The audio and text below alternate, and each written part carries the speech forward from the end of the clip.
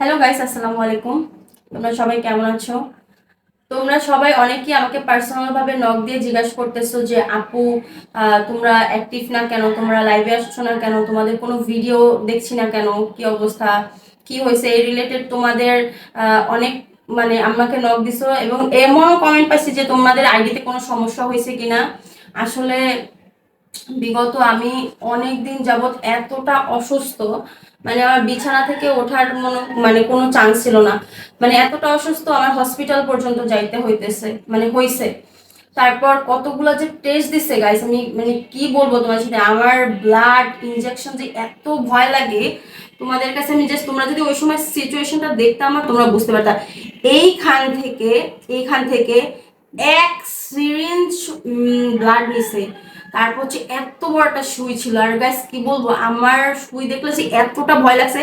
First of all আমি যখন মানে টেস্ট করাইতে যাই, এত ভিড় ছিল, মানে কি বলবো, সিরিয়ালি পাইছে না। তারপর হচ্ছে এইখানে ফার্স্টে হচ্ছে ওই যে মানে ব্লাড নেওয়ার জন্য প্রথমে ওই যে থাকে না একটা, কি বলে, ওই যে সেলাইনের যে একটা পাইপ থাকে ওটা দিয়ে বাঁচছে, এমন ভাবে বাঁচছে আমি তো ওইখানেই আমার অবস্থা শেষ। আমি মনে হয়েছে ওইখানেই বেউস হয়ে পড়বো।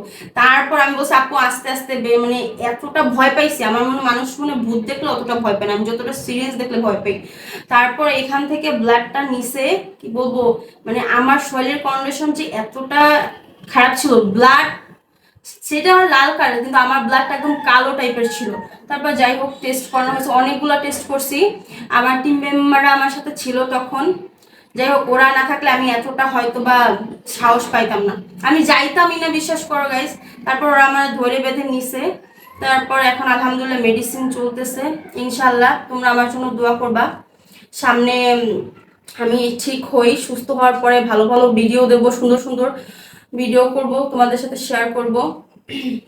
মানে আমি বিশ্বাস করো বিগত 6-7 দিনের জার্নিটা আমি তোমাদের কাছে বলে বুঝাতে পারবো। আমি না খাইতে পারতেছি, না ঘুমাইতে পারতেছি, না কিছু করতে পারতেছি, আমার শরীরের কন্ডিশন যে এত খারাপ, আমি আমার মানে রুম থেকে আমি অন্য রুমে যাওয়ার শক্তিটা আমার নাই। ঠিক আছে, তোমরা দেখলে আমাকে মনে হয় যে আমি অনেক মোটা, অনেক খাওয়া দাওয়া করি।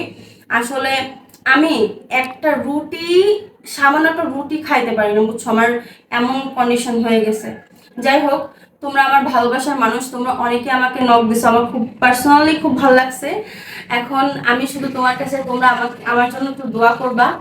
তোমরা আর কিছু চাই না তোমাদের কাছে, তোমরা দোয়া করো আমি যেন তাড়াতাড়ি সুস্থ হয়ে যাই, আর তাড়াতাড়ি যেন তোমাদের সাথে আমাদের দেখা সাক্ষাৎ হয়।